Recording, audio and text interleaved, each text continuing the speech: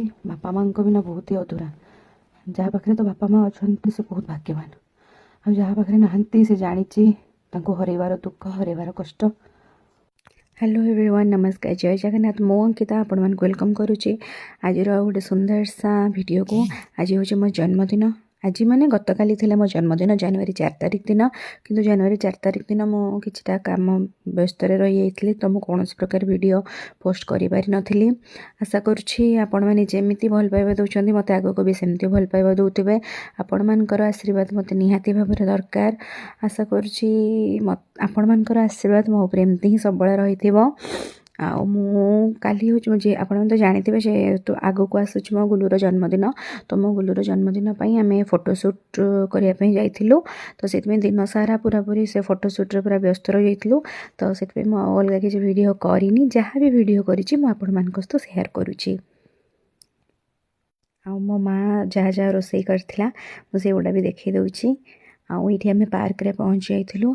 ये मो गुलूर birthday photoshoot हम बोली पूरा प्रिपेरेसन जोरदार रेडी कर सब कैमेरा भाई मैंने।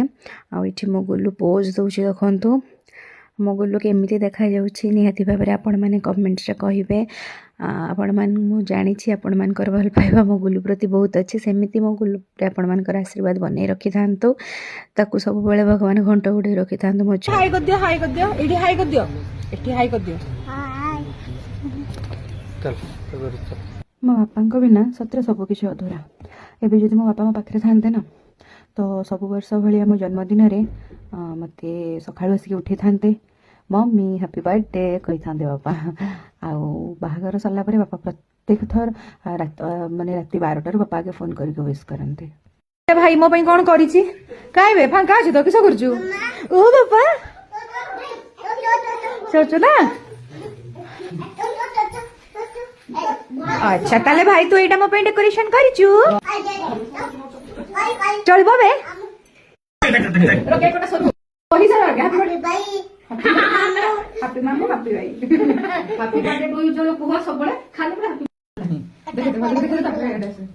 Happy birthday to you.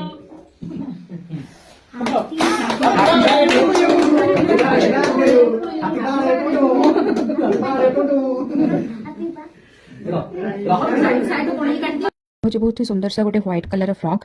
यहाँ मत गुलूर बापा देते। यहाँ हूँ ब्लैक कलर गोटे गाउनटा यहाँ मो माँ देती मत। यहाँ हूँ सुंदर सा रूपार गोटे पाउंजी जोटा कि मत मो भाउज गिफ्ट कर। भाई हूँ मो बर्थडे डेकोरेशन करथिला, मो केक आनी आउ मत खर्च करने पैसा देता। से मतलब अलग किसी गिफ्ट देनी कि जो सरप्राइज होता है मो बहुत ही अधिका।